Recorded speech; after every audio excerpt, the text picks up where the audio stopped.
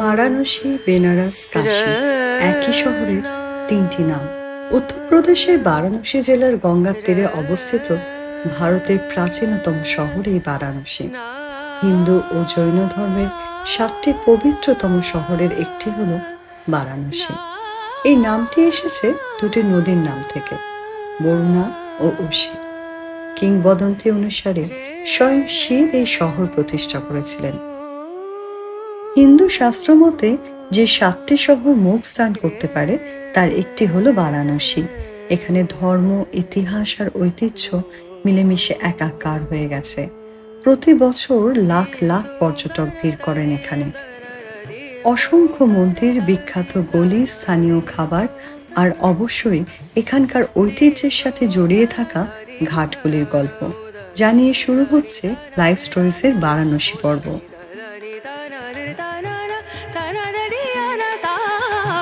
নমস্কার, লাইভ স্টোরিজের একটি নতুন পর্বে আপনাদের সবাইকে স্বাগত। আজ আমরা শুনব গঙ্গা নদীর তীরে গড়ে ওঠা বেনারসের বিভিন্ন ঘাটের গল্প। এখানে প্রায় 84টি ঘাট রয়েছে, যেগুলি গঙ্গা নদীর তীরে সারিবদ্ধভাবে সাজানো। প্রতিটি ঘাট একে অন্যের সাথে গায়ে গায়ে লেগে রয়েছে, তাই যখন গঙ্গা নদীতে জল কম থাকে তখন প্রথম ঘাট থেকে শুরু করে শেষ পর্যন্ত পায়ে হেঁটেই চলে যাওয়া যায়। সব ঘাটেরই রয়েছে নিজস্ব কিছু বৈশিষ্ট্য, আর তাই প্রতিটি ঘাটই একে অন্যের থেকে আলাদা। পায়ে হেঁটে হোক বা নৌকায় করে, ঘাটগুলি ঘুরতে ঘুরতে মনের মধ্যে নানান রকম মিশ্র অনুভূতি হয়। কোথাও বা নতুন জন্মকে আহ্বান করা হচ্ছে, আবার কোথাও জীবন থেকে মুক্তির প্রক্রিয়া চলছে। বেশ কিছু ঘাটের সাথে জড়িয়ে আছে নানান কিংবদন্তি কাহিনী, যেমন দশাশ্বমেধ ঘাট, মণিকর্ণিকা ঘাট, অসি ঘাট, সিন্ধিয়া ঘাট, তুলসী ঘাট ইত্যাদি। এর মধ্যে সবচেয়ে প্রাচীন এবং গুরুত্বপূর্ণ ঘাটটি হল দশাশ্বমেধ ঘাট। এই ঘাটেই শুরু হয় জীবনের উৎসব। বিশ্বাস করা হয় ভগবান ব্রহ্মা এই ঘাট তৈরি করেছিলেন শিবের অভ্যর্থনার জন্য। এই নামটি দশাশ্বমেধ যজ্ঞের সাথে যুক্ত, যেখানে ব্রহ্মা শিবের উদ্দেশ্যে 10টি ঘোড়ার বলিদান করেছিলেন। পুরাণ অনুসারে ব্রহ্মার এই যজ্ঞে দেবতা এবং ঋষিরা আকৃষ্ট হন এবং গঙ্গার পাড়ে একটি পবিত্র স্থান তৈরি করেন।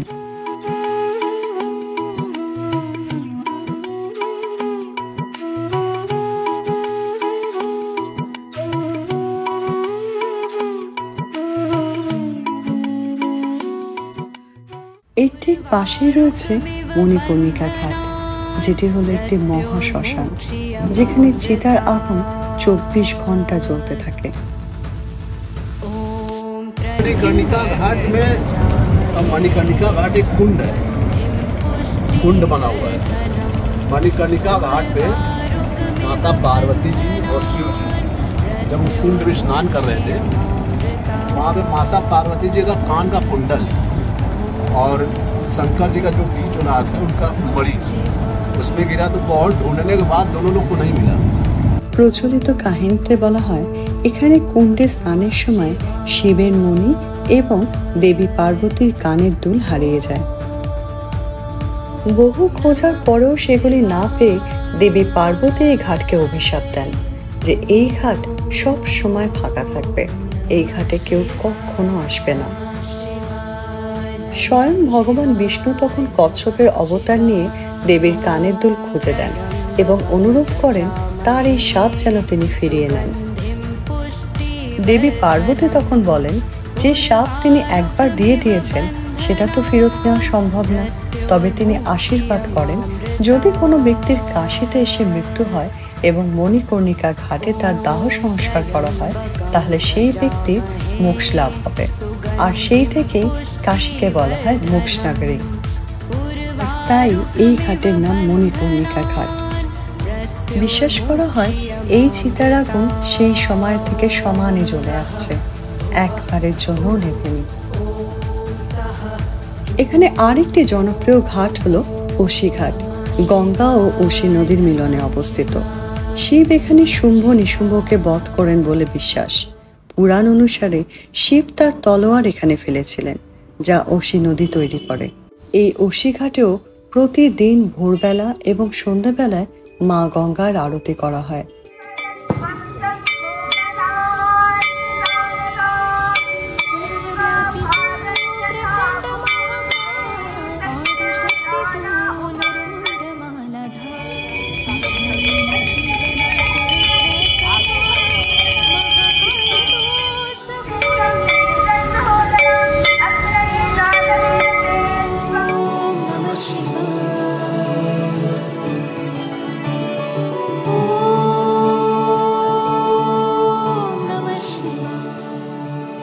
এটি হলো ৮৪টি ঘাটের প্রথম ঘাট, যেখান থেকে নৌকায় করে পৌঁছে যাওয়া যায় একদম শেষে সেই নমঘাট পর্যন্ত।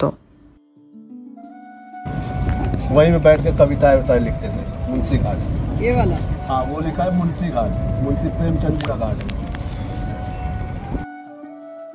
এছাড়াও রয়েছে পাণ্ডে ঘাট। বলা হয় মহাভারতের পাণ্ডবরা যখন কাশীতে এসেছিলেন তখন এই ঘাটে এসে স্নান করেছিলেন। মণিকর্ণিকা ছাড়াও যে আরেকটি ঘাটে দাহ সংস্কার করা হয় সেটি হলো হরিশ্চন্দ্র ঘাট। तो उनको खरीदा, उनको बताया कि ऐसे ऐसे डेड बॉडी जलाना है, तो वो जब वो खरीद लिया तब फिर वो डेड बॉडी वहाँ जलाने लगे। तो जब राजा हरिश्चंद्र के लड़के का डेथ हो गया तो वहाँ पे उनकी वाइफ लेकर गई, उनका दाह संस्कार कर दिए। तो अपने लड़के का दाह संस्कार करने के लिए भी वो बोल लिए, क्योंकि हम किसी और के अधीन हैं, हम काम कर रहे हैं किसी का। वो स्टोरी वहाँ पे माता सीता और प्रभु से इनाम दिया है, वहाँ पे दान दक्षिणा दिया जाता है। ये देखिए आपका ये जो वाइट वाला है ये मान महल घाट है, मान मंदिर घाट, राजा मान सिंह ने ये बनवाया है। এছাড়াও রয়েছে দ্বারভাঙা ঘাট, যেটি বিহারের দ্বারভাঙার রাজা বানিয়েছিলেন। घाट है वो दशाश्वमेध घाट है, मेन घाट। अभी आरती हो रहा है। हाँ आरती सुबह में भी होता है, लेकिन शाम वाली आरती जो वर्ल्ड फेमस आरती है वो दशाश्वमेध घाट पे, हाँ शाम वाली आरती होती है।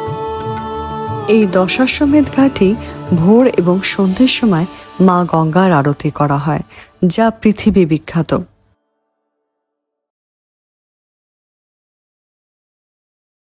বিশেষ করে সন্ধ্যের আরতি দেখার জন্য পৃথিবীর কোনা কোনা থেকে লোক এসে হাজির হন এখানে।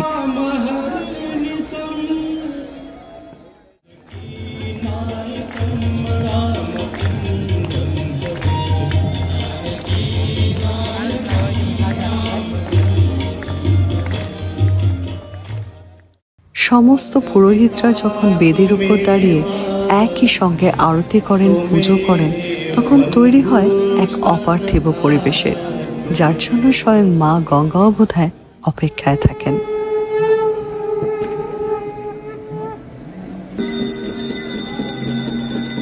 जय जय भगीरथ नंदिनी, जय चकोर नंदिनी,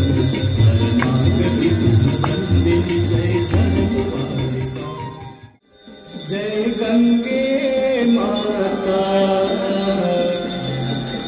जो नर तुमको ध्याता, जो नर मैया जी को ध्याता, वांछित फल पाता। जय गंगे माता।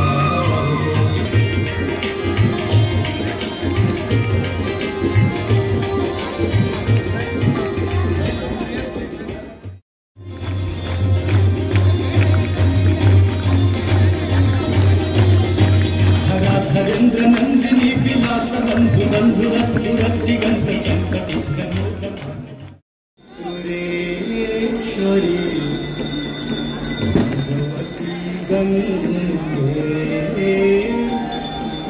देवी सुरेश्वरी भगवती गंगे। দশাশ্বমেধ ঘাটের পাশেই রয়েছে ললিতা ঘাট, যেখানে তৈরি হয়েছে একটা বিশাল বড় করিডর। যারা স্নান করে কাশী বিশ্বনাথে দর্শন করতে চান তারা এই করিডর দিয়ে উঠে সোজা পৌঁছে যেতে পারেন মন্দিরের সামনে।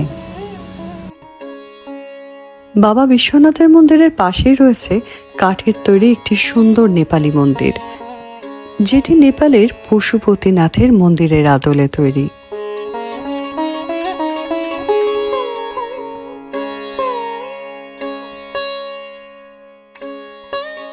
মণিকর্ণিকা ঘাটের পাশেই রয়েছে রত্নেশ্বর মহাদেবের একটি মন্দির, যেটি 9 ডিগ্রি হেলে থাকে, আর তাই এটিকে কাশী কারুয়াটও বলা হয়। বছরের প্রায় 6 মাস মন্দিরটি নদীর জলের তলায় ডুবে থাকে। মন্দিরের 1/4 মাত্র বেরিয়ে থাকে, আর 3/4 জলের তলায় থাকে। নদীর জল কমে গেলে পুরো মন্দিরটিকে দেখা যায়, আর তখনই ভক্তরা রত্নেশ্বর মহাদেবের দর্শন পান। এখানে মা গঙ্গা শিবের জটার মতো জড়িয়ে আছে। শিবের আশীর্বাদ এখানে গঙ্গার ধারার মধ্যে দিয়ে বয়ে চলেছে। হিন্দুরা বিশ্বাস করেন গঙ্গায় ডুব দিয়ে কাশী বিশ্বনাথের মন্দির দর্শন করলে মোক্ষ লাভ হয়।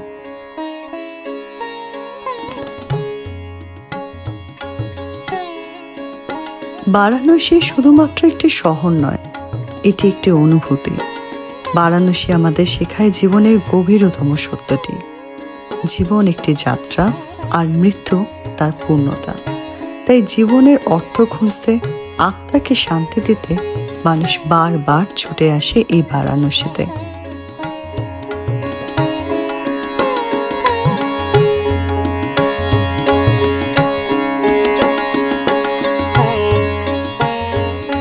আজকের ভিডিওটি আপনাদের কেমন লাগলো প্লিজ কমেন্ট করে জানাবেন।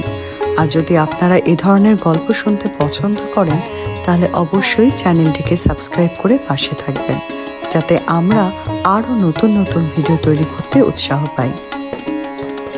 ফিরে আসবো বেনারসের আরও কিছু সুন্দর সুন্দর গল্প নিয়ে একটি নতুন পর্বে।